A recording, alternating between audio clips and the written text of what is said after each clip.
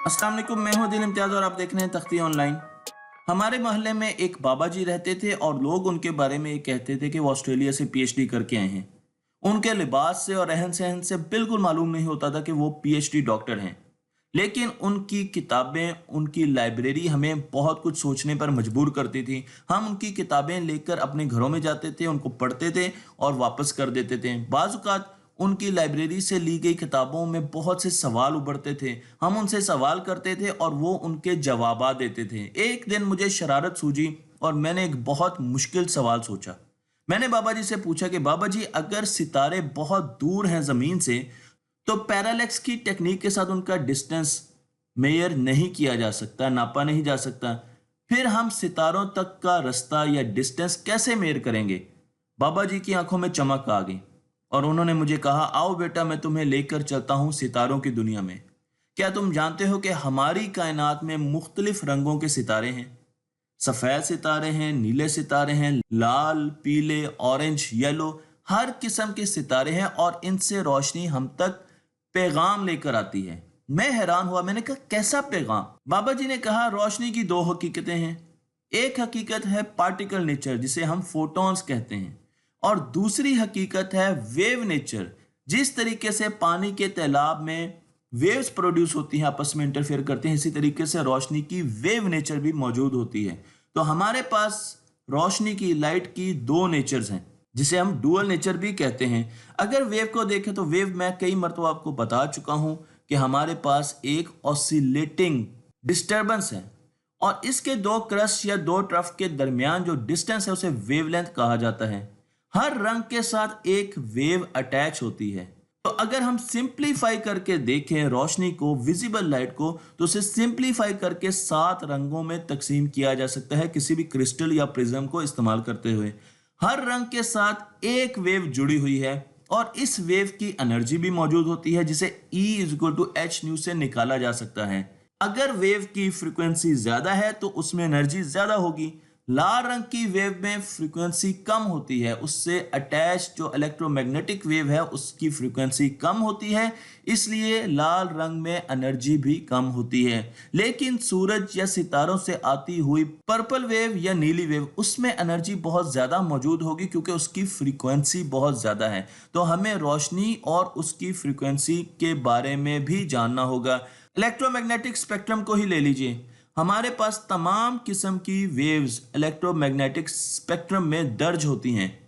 इनमें से radio wave से लेके एक्स-रे वेव्स तक, ये वो रेडिएशंस हैं जो सेलेस्टियल ऑब्जेक्ट से, जो सितारों से, जो सियारों से हम तक पहुंच रहा है। तो सितारों की बात कर लेते हैं। आपको रेडियो वेव्स भी मिलेंगी, माइक्रोवेव्स भी मिलेंगी, infrared, visible light, ultraviolet, X rays मिलेंगी। Gamma rays black hole generate करते हैं और स्पेसिफिक कंडीशन में जनरेट करते हैं। तो हमें ये तमाम पैगाम रसां रेडियो वेव से लेकर एक्स रेज तक मिल रहे हैं सितारों से, जिसके जरिए हम बहुत से अंदाजे लगा सकते हैं। लेकिन ये बता दूं कि मैटर का टेम्परेचर उसके कलर को चेंज कर देता है। अगर आप किसी भी मटेरियल बॉडी को गर्म करना शुरू कर देंगे तो आहिस्ता आहिस्ता उसका रंग बदलना शुरू हो जाएगा और उसके बदलते रंग से हमें बहुत सी इंफॉर्मेशन मिलेगी। तो मैं आपको एक ग्राफ दिखाता हूं और इस ग्राफ में अगर आप देखें तो आपके पास हॉरिजेंटल एक्सिस पे है फ्रीक्वेंसी और वर्टिकल एक्सिस पे है टेम्परेचर। तो जो जो बॉडी का टेम्परेचर बढ़ेगा उसमें रेडिएशन जो जनरेट हो रही है वो आहिस्ता आहिस्ता हाई फ्रीक्वेंसी की तरफ जाना शुरू कर देंगे। यहाँ पर देखें तो यहाँ पर हाई रेडिएशन जो हैं पीक टेम्परेचर पर यहाँ पर आ रही हैं, येलो कलर की रेडिएशन या लाइट देगा। लेकिन अगर मैं इसको और टेम्परेचर दूंगा, ये 6000 सेंटीग्रेड तक चला जाएगा, तो आप देखें कि अब इसका कलर बदल चुका होगा, अब ये ग्रीन कलर आ चुका होगा और इसकी रेडिएशन की फ्रीक्वेंसी भी बढ़ गई है। इसका मतलब ये है कि जो रोशनी इस स्टार से हमारी तरफ आ रही थी या इस मटेरियल बॉडी से हमारी तरफ आ रही थी, उसमें अब ज्यादा एनर्जी मौजूद है। तो increase in temperature high frequency radiations को जनरेट करता है और इस कॉन्सेप्ट को हम ब्लैक बॉडी रेडिएशन कहते हैं, जिस पर मैं मुकम्मल वीडियोस बना चुका हूं। तो हम सितारों की बात कर लेते हैं। तो सबसे पहले सितारा जब शाइन नहीं करता तो हमारे पास तमाम जो रेडिएशंस आ रही होती हैं, जो क्लाउड से आ रही होती हैं, वो इंफ्रारेड रेंज में होती हैं। जो ही सितारा बनता है, रेड कलर का स्टार बनता है, तो उसका टेम्परेचर होता है 2000 सेंटीग्रेड और आप देख सकते हैं कि अब उसमें से जो लाइट आ रही है वो रेड कलर की है और उसकी फ्रीक्वेंसी ऐसा ऐसा आप देखना बढ़ती जाएगी। अब हम ऑरेंज स्टार्स की बात करते हैं। तो ऑरेंज स्टार्स की टेम्परेचर 3000 सेंटीग्रेड होता है और आप देखें तो अब ये आहिस्ता आहिस्ता इनका स्पेक्ट्रम भी शिफ्ट हो रहा है, राइट साइड पर शिफ्ट हो रहा है, क्योंकि इनसे आने वाली लाइट की फ्रीक्वेंसी बहुत ज़्यादा है, एनर्जी भी बहुत ज़्यादा है। येलो स्टार की बात कर लें 4000 सेंटीग्रेड और आप देखें कि टेम्परेचर भी ऐसा ऐसा बढ़ रहा है 4000 सेंटीग्रेड और Aahista Aahista spectrum right side पर शिफ्ट होता जा रहा है। व्हाइट स्टार को देखें 6000 सेंटीग्रेड और आहिस्ता आहिस्ता टेम्परेचर बहुत बढ़ गया है और पीक शिफ्ट हो रही है राइट साइड पर। ब्लू स्टार जो कि बहुत ही गर्म स्टार होता है, इसका टेम्परेचर 10,000 से 30,000 सेंटीग्रेड तक जा सकता है और ये आपको ब्लू लाइट देता है और आप देख सकते हैं कि ब्लू लाइट की फ्रीक्वेंसी सबसे ज्यादा होती है, हाई एनर्जी लाइट देता है। तो हमें स्टार्स के रंगों से पता चलता है कि उनका टेम्परेचर क्या है और उनसे आने वाली मैग्नेटिक इलेक्ट्रोमैग्नेटिक वेव्स की एनर्जी भी हम कैलकुलेट कर सकते हैं। दूसरी चीज जो हमें पता होनी चाहिए वो होनी चाहिए ल्यूमिनोसिटी। ये दोनों चीजें हमें मदद देंगी स्टार का डिस्टेंस निकालने के लिए। तो मेरे पास जब एक सोर्स होती है, इस पर मैं पूरी वीडियो बना चुका हूं कि इनवर्स स्क्वायर लॉ कैसे काम करता है। जब आपके पास लाइट की एक सोर्स होती है तो उसके डिस्टेंस के स्क्वायर के इनवर्सली प्रोपोर्शनल होती है उसकी ल्यूमिनोसिटी, यानी जो जो आप उससे दूर जाएंगे, अगर आप 1 मीटर के फासले पर हैं तो आप समझ लें कि यहां पर 100% लाइट आ रही है, इस डब्बे पर 100% लाइट आपको मिल रही है, उसकी इंटेंसिटी मिल रही है। तो अगर मैं 2 मीटर पे जाऊंगा तो यहां पर 1/4 1/4 क्वार्टर लाइट की इंटेंसिटी रह जाएगी, क्योंकि 1/r² फॉर्मूले में आता है। इसी तरीके से अगर 3 मीटर पे चला जाऊंगा तो 1/9 हो जाएगी, 4 मीटर पे चला जाऊंगा तो 1/16 हो जाएगी। इस तरीके से हमें इनवर्स स्क्वायर लॉ बताता है कि लाइट की इंटेंसिटी आहिस्ता आहिस्ता रेडियस के स्क्वायर के फैक्टर के साथ कम होगी और इस फॉर्मूले को हम यहां पर देख सकते हैं। तो जब एक स्टार शाइन करता है तो उसकी जो ल्यूमिनोसिटी है वो बराबर है 4πd² जो कि डिस्टेंस है इनटू ब्राइटनेस। अगर हम ब्राइटनेस कैलकुलेट कर लें, अगर हम उसकी ल्यूमिनोसिटी कैलकुलेट करें तो हम उसका डिस्टेंस निकाल सकते हैं। ल्यूमिनोसिटी कैलकुलेट करने के लिए हमें दो साइंटिस्ट जिनका नाम बड़ा औखा है, हर्ट्सस्प्रंग एंड रसल, उन्होंने एक डायग्राम दी जिसे HR डायग्राम कहा जाता है और इसमें हम तमाम स्टार्स को मैप करते हैं। इसके हॉरिजॉन्टल एक्सिस पे आपके पास टेम्परेचर होगा और इसके वर्टिकल एक्सिस पर आपके पास ल्यूमिनोसिटी होगी। यूनिट्स मैंने आप दिखा दिए हैं। आप जितने भी स्टार्स को ऑब्जर्व करेंगे उनकी ल्यूमिनोसिटी और उनके टेम्परेचर को रेट करते हुए आप उनको प्लॉट कर देंगे।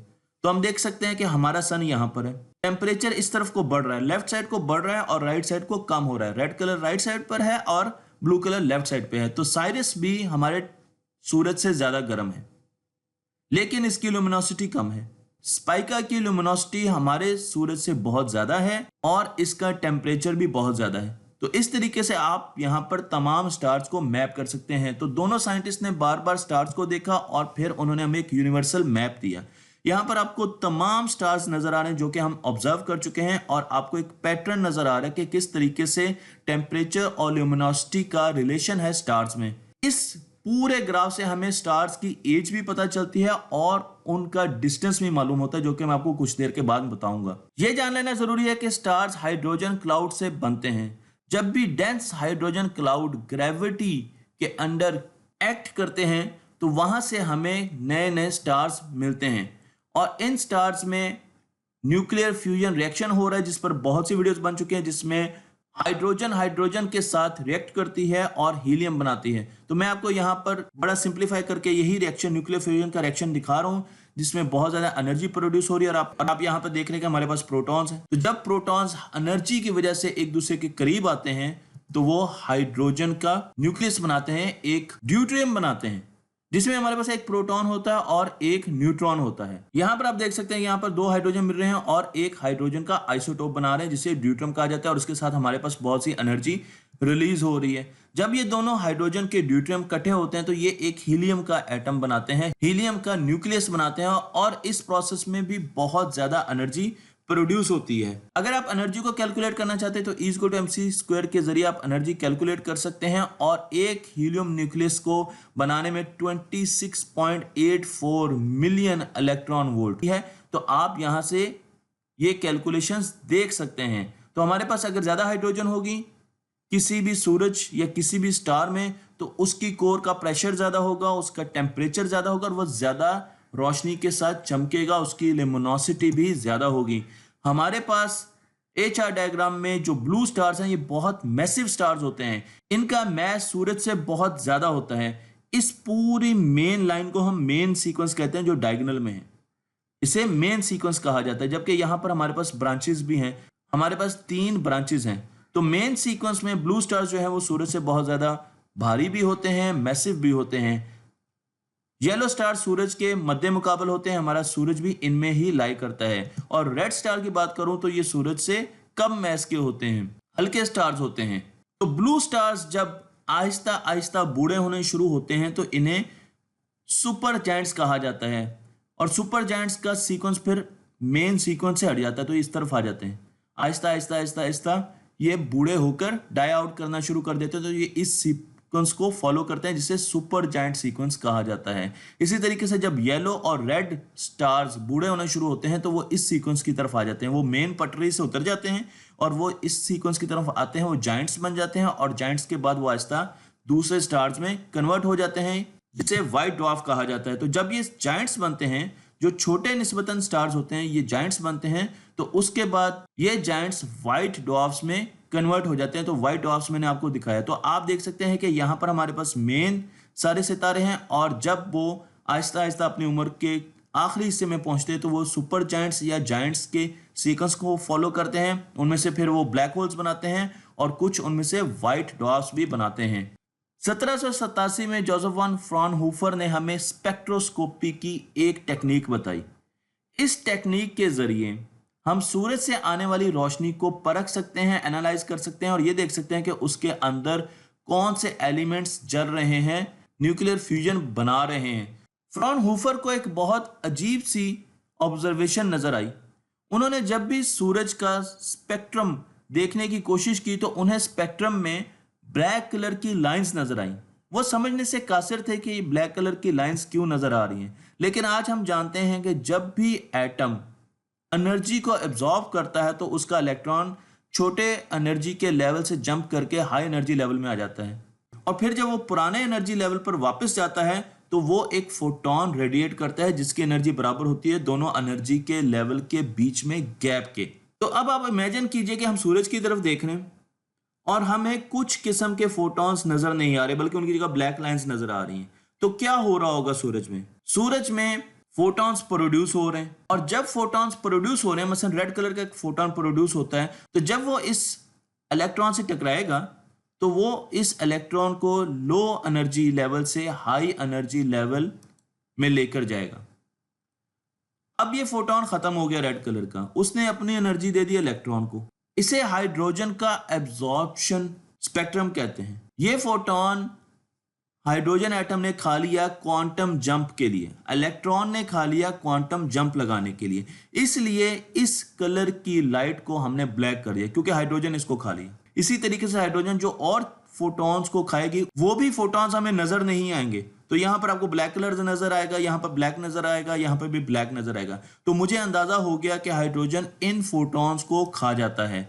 यही चीज मैंने आपको यहां पर दिखाया है एब्जॉर्प्शन लाइंस के जरिए। इस फ्रीक्वेंसी का फोटॉन जब भी हाइड्रोजन एटम के इलेक्ट्रॉन से टकराएगा तो उसको खा जाएगा, और वो एनर्जी वो यूज करेगा इलेक्ट्रॉन को जंप देने में।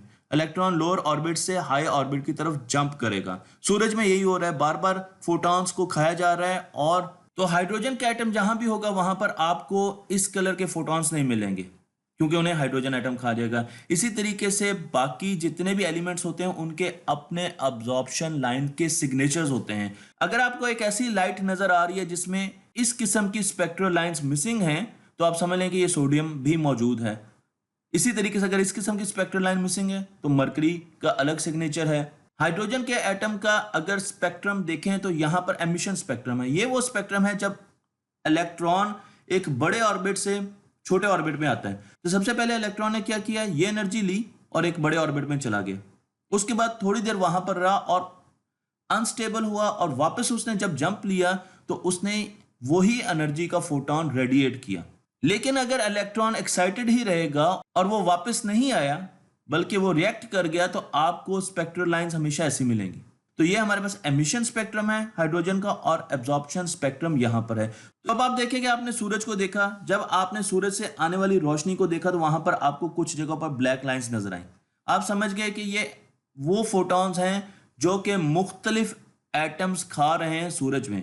अब आपने अंदाजा लगाना है कि ये कौन से एटम्स हैं। तो जब आप यहां पर देखेंगे, क्योंकि ये वो फोटोन है जो कि हाइड्रोजन खाता है, तो फौरन आप बाकी भी फोटॉन्स को देखेंगे जो हाइड्रोजन खाता है, तो आपको नजर आ रहा है कि तीनों फोटॉन्स हाइड्रोजन ही खाता है, तो हाइड्रोजन मौजूद होगा क्योंकि ये तीनों फोटॉन्स नहीं है।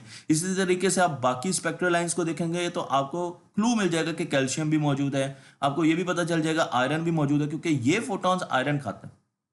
ये फोटॉन्स जो है आयरन को चाहिए एनर्जाइज स्टेट में जाने के लिए इलेक्ट्रॉन्स के। इसी तरीके से ये सोडियम खाता है, ये ऑक्सीजन खाता है। तो आप देख सकते हैं इस तरीके से आपको सन का पूरा स्पेक्ट्रल लाइन का एक सिग्नेचर मिल गया।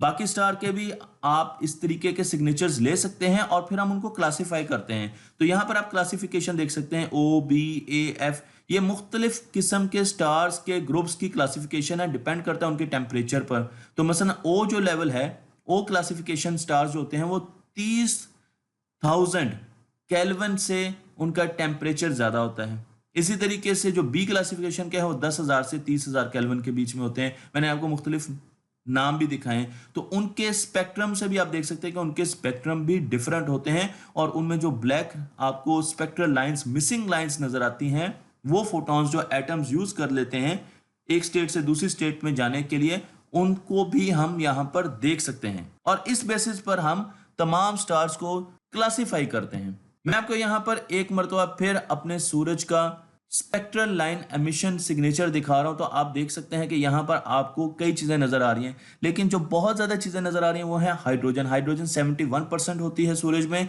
और हीलियम 27% होती है। तो ये एक मेजर चंक बनाती है हमारे सूरज का।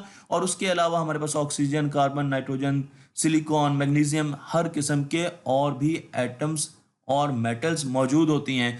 ल्यूमिनोसिटी की एक और क्लासिफिकेशन हमें कुछ इस तरीके से बताई जाती है कि जब भी एक स्टार मेन सीक्वेंस में होता है तो वो छोटा स्टार होता है, लेकिन आहिस्ता आहिस्ता वो जब बूढ़ा होता है तो वो बढ़ता जाता है और वो सुपर जायंट बन जाता है। तो जब एक स्टार एक्सपैंड करता जाता है तो उसके गिर्द फोटोस्फेयर, जिसमें मुख्तलिफ किस्म के एटम्स होते हैं, वो आहिस्ता आहिस्ता लेस डेंस होते हैं। जबकि मेन सीक्वेंस के स्टार में फोटोस्फेयर के जो मॉलिक्यूल्स और एटम्स होते हैं वो ज्यादा डेंस होते हैं। तो फोटॉन्स को जब यहाँ से गुजरना होता है तो आप देख सकते हैं कि यहाँ से जब फोटॉन्स गुजरते हैं तो आपके पास एक मिटा हुआ फजियर किस्म का स्पेक्ट्रम नजर आता है, ब्लर किस्म का स्पेक्ट्रम नजर आता है।